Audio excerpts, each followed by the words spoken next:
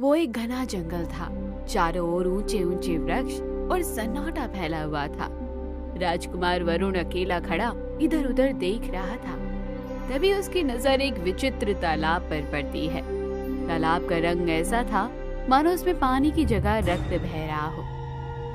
ये मैं कहाँ आ गया और मैं यहाँ कैसे आ गया?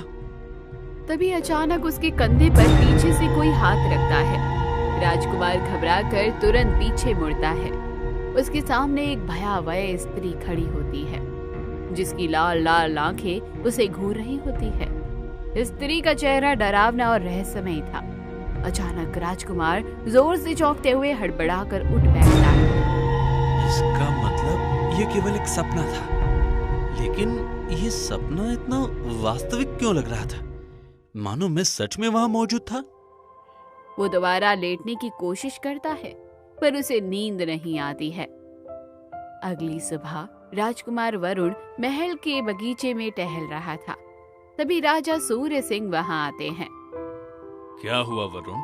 तुम्हारा चेहरा आज उतरा हुआ क्यों लग रहा है? पिताजी, कल रात मैंने एक बहुत ही विचित्र सपना देखा। मैंने स्वयं को एक घने भयावह जंगल में पाया। वहां एक तालाब था, पर उसका रंग खून जैसा लाल था। ऐसा लग रहा था मानो उसमें पानी नहीं बल्कि रक्त बह रहा हो। राजा सूर्य सिंह वरुण की बात ध्यान से सुनते हैं। तभी वहां राजगुरु प्रवेश करते हैं और हल्की मुस्कान के साथ कहते हैं, राजकुमार, सपनों को इतना मन पर मत लिया करो। ये केवल मन की कल्पनाएं होती हैं। परंतु राजगुरु, ये सपना मुझे कुछ अलग ही लग रहा था, मानो वो कोई संकेत हो। कभी कभी सपने वास्तविक मालूम होते हैं, परंतु वे केवल भ्रम होते हैं। तुम महल में बहुत समय से व्यस्त हो, क्यों ना थोड़ा विश्राम करने के लिए शिकार पर चले जाओ। राजकुमार को ये सुझाव अच्छा लगता है। वो सहमति में सिर हिला देता है। ये अच्छा विचार है राजगुरु। थोड़ी देर बाद वो अपने घोड़े पर सवार होकर जंगल की ओर निकल जाता है। कुछ देर बाद राजकुमार वरुण जंगल में एक बड़े वृक्ष के नीचे बैठा अपने सपने के बारे में सोच रहा होता है। तभी उसकी नजर सामने खड़ी एक स्त्री पर पड़ती है। इतनी सुंदर स्त्री तो मैंने पहले कभी नहीं देखी। ये मेरे राज्य की तो नहीं लगती। कौन है ये? राजकुमार वरुण उसके पास जाने का निश्चय करता है। वो घोड़े से उतरकर स्त्री के पास जाता है और विनम्रता से कहता है, मैं राजकुमार वरुण हूँ। मेरे पिता इस राज्य के महाराज सूर्य सिंह है। क्या आप यात्री हैं? आप अकेली हैं या आपके परिवार के अन्य सदस्य भी साथ हैं? मेरा नाम सुकन्या है। मैं एक अलग राज्य में रहती हूँ। कौन सा राज्य? ये मैं तुम्हें नहीं बता सकती। हमारे राज्य का नाम बताने की अनुमति नहीं होती। वहाँ के लोग बाहरी दुनिया में बहुत कम आते जाते हैं। तो इसका मतलब तुम अपने राज्य की राजकुमारी हो? हाँ। तो कम से कम ये बात तो बता सकती हो कि तुम्हारा राज्य कहाँ है? समझ लो कि मेरा राज्य जंगल की गहराइयों में है। अगर तुम मेरे राज्य का नाम और पता जानना चाहते हो तो तुम्हें मुझसे विवाह करना होगा। राजकुमार वरुण चौंक जाता है और सुकन्या की ओर अविश्वास से देखता है। क्या मतलब है तुम्हारा कहने का? इसका सीधा सा अर्थ यह है कि हमारे राज्य की लड़कियां केवल अपने पति को ही अपने राज्य का नाम और ठिकाना बताती है। राजकुमार वरुण को ये बात विचित्र लगती है, मगर वो कुछ नहीं कह पाता, क्योंकि वो पहले ही नजर में सुकन्या पर अपना मन हार चुका था। सुकन्या जाने लगती है। राजकुमार वरुण उन्हें पुकारता है, सुनो, क्या तुम कल मुझे यहीं मिलोगी? मैं अक्सर इसी समय जंगल में टहलने आती हूँ। इतना कहकर सुकन्या चली जाती है। राजकुमार वरुण महल में लौट आता है और उसके चेहरे पर एक अलग ही चमक होती है। राजकुमार वरुण महल में प्रवेश करता है। उसके चेहरे पर खुशी झलक रही है। राजा सूर्य सिंह ये देख लेते हैं। क्या हुआ पुत्र?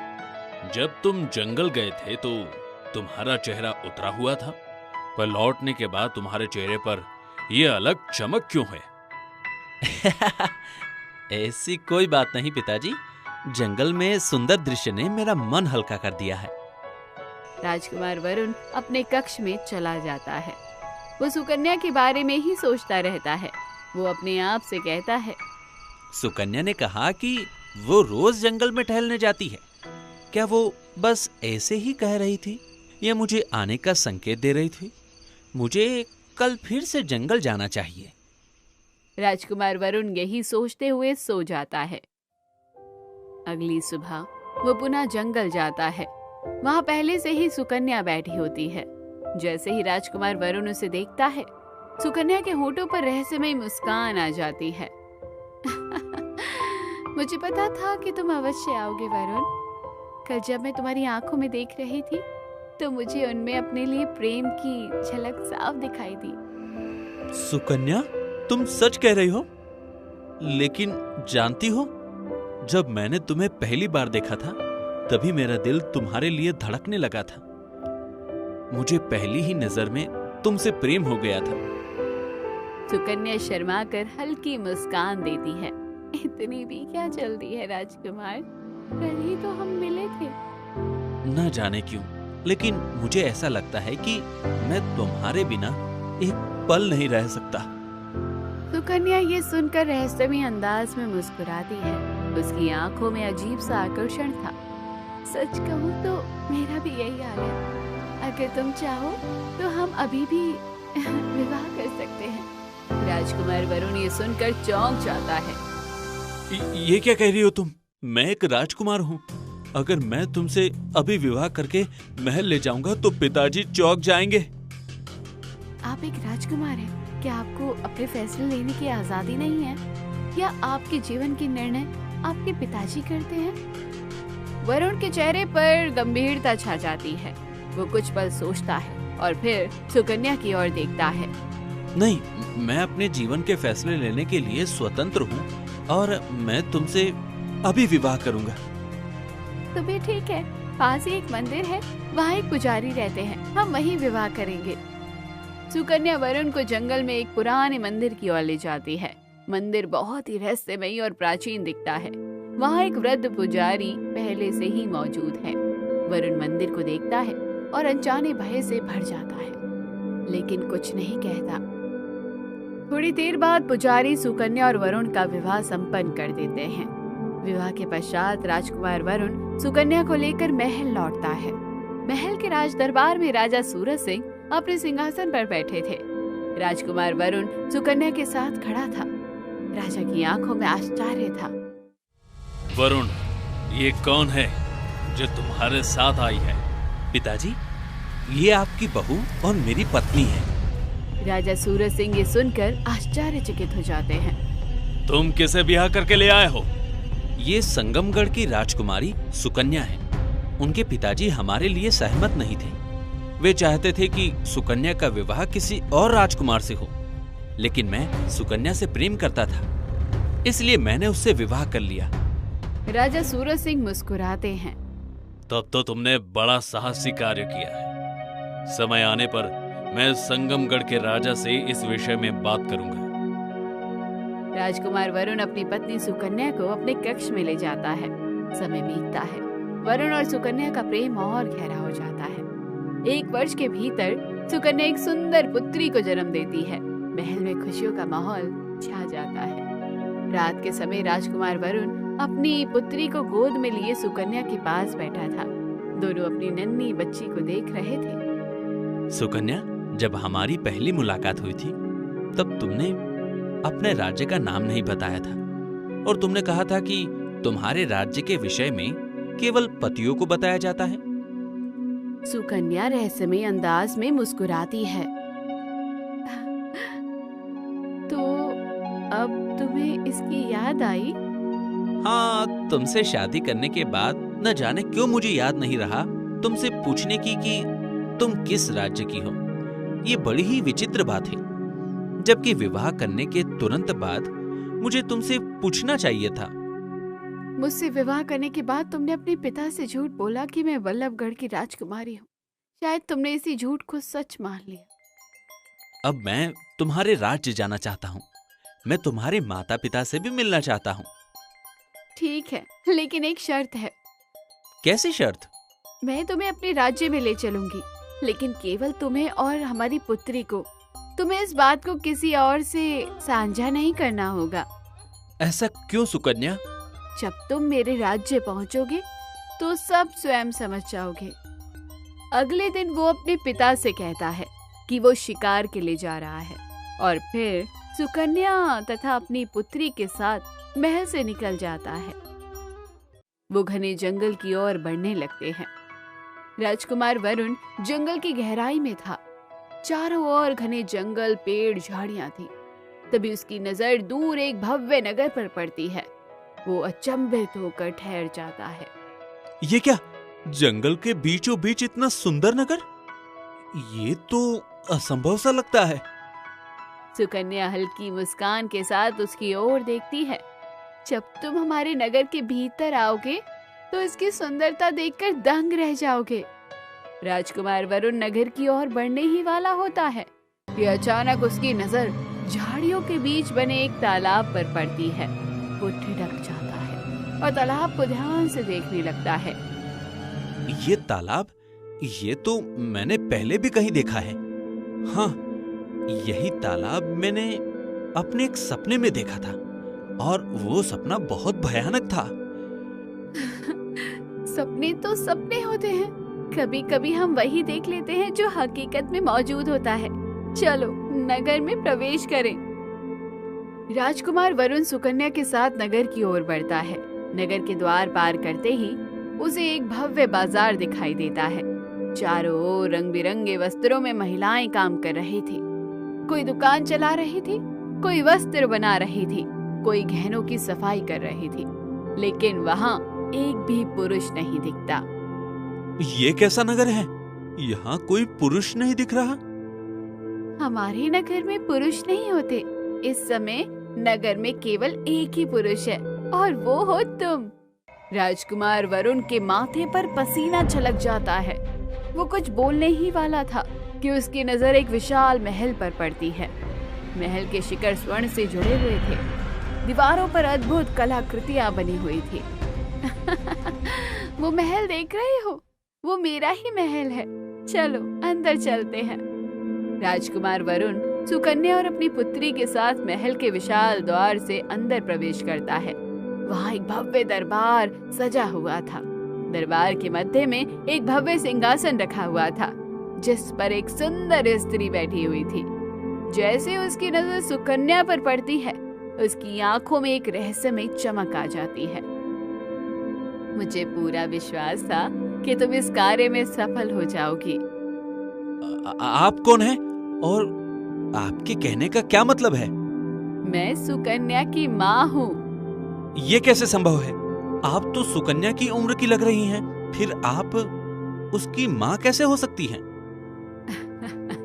मेरा नाम रुक्मणी है, और हमारे नगर में मनुष्यों पर उम्र का प्रभाव नहीं होता। इतना कहकर रुक्मणी सुकन्या की ओर देखती है। जाओ, अपने पति को अपने कक्ष में ठहरा दो।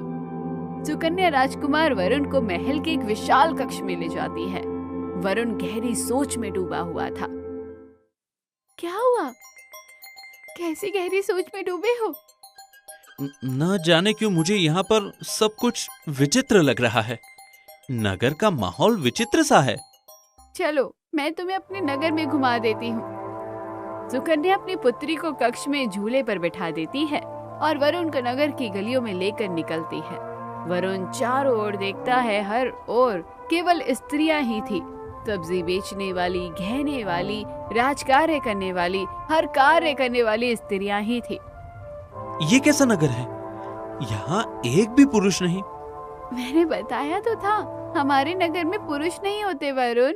सुकन्या राजकुमार वरुण के साथ घूमते घूमते उसी तालाब के किनारे पहुंच जाती है, जिसे देखकर वो पहले भी चौंका हुआ था। वरुण फिर से तालाब की ओर गौर से देखने लगता है। उसके दिमाग में फिर से वही सपना घूमने लगता है। अचानक वरुण को अपने कंधे पर किसी के हाथ का स्पर्श महसूस होता है। वो धीरे से पीछे मुड़ता है और उसकी आंखें भय से फैल जाती है। सामने खड़ी सुकन्या का चेहरा अचानक भयानक रूप में परिवर्तित हो चुका था। ये वही चेहरा था जिसे वरुण ने अपने सपने में देखा था। तुमने जो सपना देखा था वो कोई भ्रम नहीं था वरुण, वो एक सच्चाई थी और अब तुम उस सच्चाई का हिस्सा बन चुके हो। तो तुम क्या कह रहे हो सुकन्या? ये नगर, ये सब? ये एक ऐसा नगर है जहाँ कोई पुरुष जीवित नहीं रहता और अब तुम भी कभी यहाँ से वापस नहीं जा पाओगे क्योंकि तुम इस नगर का रहस्य जान चुके हो। तभी मंदिर का वही पुजारी अचानक वहाँ प्रकट हो जाता है जिसने वरुण और सुकन्या का विवाह कराया था।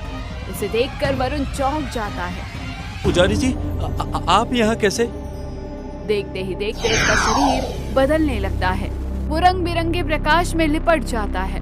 अगले ही पल पुजारी का शरीर एक अत्यंत सुंदर स्त्री में परिवर्तित हो जाता है। ये वही पुजारी है जिसने हमारा विवाह करवाया था वरुण, लेकिन ये सचमुच कोई पुजारी नहीं था, ये भी हमारी ही तरह है। वरुण को समझ आ जाता है कि उसके साथ बहुत बड़ा छल किया गया है। अगले ही पल उसकी आंखों के सामने अंधेरा सा छा जाता है। धीरे धीरे वो बेहोशी की गहराइयों में समा जाता है। राजमहल के सिंहासन कक्ष में राजा सूर्य सिंह चिंतित अवस्था में बैठे थे। तभी दरवाजे से उनके मंत्री संगम सिंह प्रवेश करते हैं। महाराज, क्या हुआ? क्या राजकुमार वरुण और उनकी पत्नी का कोई सुराग मिला? पूरे 1 महीने से हमारा पुत्र, उसकी पत्नी और उनकी पुत्री लापता है। मंत्री, हमने जंगल का चप्पा चप्पा छान मारा, लेकिन कुछ पता नहीं चला। न कोई साधु अपनी दिव्य शक्तियों से बता पाया कि वे जीवित है या नहीं। महाराज, इस समय हमें केवल एक ही व्यक्ति सहायता कर सकता है, राजकुमार वरुण का मित्र आदित्य। आदित्य? हाँ महाराज, आदित्य एक साधारण किसान है, लेकिन उसकी बहादुरी किसी राजकुमार से कम नहीं। इससे पहले भी उसने कठिन परिस्थितियों में आपके राज्य की सहायता की है। तुम सही कह रहे हो मंत्री, हमें तुरंत आदित्य से मिलना होगा। कुछ देर बाद राजा सूर्य सिंह और मंत्री संगम सिंह गांव की एक साधारण झोपड़ी के सामने खड़े होते हैं। झोपड़ी के अंदर एक सुंदर युवा पुरुष बैठा हुआ था। वो आदित्य था। राजा को देखकर वो तुरंत उठ खड़ा होता है। महाराज, आपको यहाँ आने की क्या आवश्यकता थी? आप मुझे महल बुला सकते थे। आदित्य, तुम्हारा मित्र राजकुमार वरुण, उसकी पत्नी और पुत्री पिछले 1 महीने से लापता है। ये क्या कह रहे हैं महाराज? राजकुमार वरुण ने विवाह कर लिया? क्या तुम्हें राजकुमार वरुण के विवाह के बारे में पता नहीं था? महाराज, कम से कम आप मुझे निमंत्रण भेज सकते थे। इस बारात की शिकायत मुझे हमेशा रहेगी। वरुण ने वल्लभगढ़ की राजकुमारी सुकन्या से विवाह मुझसे पूछे बगैर किया था। मैं स्वयं सुकन्या को उसकी पत्नी के रूप में देखकर चौंक गया था। ये कैसी बात कर रहे हैं महाराज? वल्लभगढ़ के राजा केहर सिंह की कोई पुत्री नहीं है, उनका केवल एक पुत्र है। कुछ समय पहले ही मैं उनके राज्य में गया था, जब उनकी कोई पुत्री ही नहीं थी। तो फिर राजकुमार वरुण ने किससे विवाह किया? तो फिर वो लड़की कौन थी? ये जरूर किसी भयानक रहस्य से जुड़ा हुआ है। मुझे पूरा विश्वास है कि मेरे मित्र को किसी बहुत बड़ी साजिश का शिकार बनाया गया है। आप चिंता मत करिए महाराज, मैं वचन देता हूँ कि मैं वरुण को खोजकर वापस लाऊंगा। मुझे तुम पर पूरा विश्वास है आदित्य। राजा सूर्य सिंह और मंत्री संगम सिंह वहां से चले जाते हैं। आदित्य तुरंत अपनी झोपड़ी से बाहर निकलता है और घोड़े पर सवार होकर जंगल की ओर रवाना हो जाता है। कुछ समय बाद वो तालाब के किनारे पहुंचता है और पानी पीने लगता है। तभी उसके कानों में किसी व्यक्ति की भारी आवाज गूंजती है। इस घने जंगल में तुम क्या कर रही हो वत्स? आदित्य चौंक कर पलटता है और देखता है कि सामने एक वृद्ध साधु खड़े थे, जिनकी आंखों में गहरी गंभीरता थी। महाराज, मैं अपने मित्र राजकुमार वरुण की खोज में आया हूँ। वो अपनी पत्नी के साथ जंगल की ओर गया था और फिर कभी वापस नहीं लौटा। साधु गहरी सांस लेते हैं, जैसे उन्हें ये सब पहले से ही ज्ञात हो। तुम्हें पता नहीं कि इस जंगल में एक भयानक शक्ति घूम रही है। वो स्त्रियां नहीं बल्कि मायावी डायने हैं जो पुरुषों को अपने नगर में खींच ले जाती हैं। और जो एक बार वहां गया वो कभी लौट कर नहीं आया। क्या आप जानते हैं कि राजकुमार वरुण कहाँ हैं? वो नगर सामान्य नहीं है। वहां कोई भी पुरुष जीवित नहीं बचता। वे स्त्रियां पुरुषों को अपनी सुंदरता और सम्मोहन में फंसाकर वे वहां करती हैं और फिर विचित्र पूर्णिमा की रात को उनकी बलि चढ़ा दी जाती है। मैं अपने मित्र को बचाने के लिए कुछ भी करूंगा। कृपया मेरी सहायता करें। साधु गहरी सोच में पड़ जाते हैं और फिर कहते हैं, मैं तुम्हारी सहायता कर सकता हूं, लेकिन एक शर्त पर। तुम्हारे मित्र की संतान को वहां से नहीं लाया जा सकता। वो भी उसी श्रापित नगर का हिस्सा बन चुकी हैं। आदित्य को सोचता है और फिर सिर झुकाकर कहता है, मैं अपने मित्र को बचाने के लिए तैयार हूँ। साधु आदित्य का हाथ पकड़ते हैं और मंत्र पढ़ते हैं। अगले ही क्षण वो दोनों एक विचित्र नगर में पहुंच जाते हैं। वहां हर और सुंदर स्त्रियां दिखाई देती हैं, लेकिन कोई पुरुष नहीं होता। आदित्य की नजर एक खंडर पर पड़ती है जहां से किसी की करहाने की आवाज आ रही होती है। साधु आदित्य को संकेत करते हैं और वो दोनों खंडर के अंदर प्रवेश करते हैं। राजकुमार वरुण बेहोश पड़ा होता है। आदित्य तुरंत उनके पास जाता है। वरुण! राजकुमार वरुण धीरे धीरे होश में आता है और आदित्य को देखकर चौंक जाता है। आदित्य, मुझे यहाँ से निकालो। तभी वहाँ सुकन्या और उसकी माँ रुक्मणी अपने भयानक रूप में प्रकट होती है।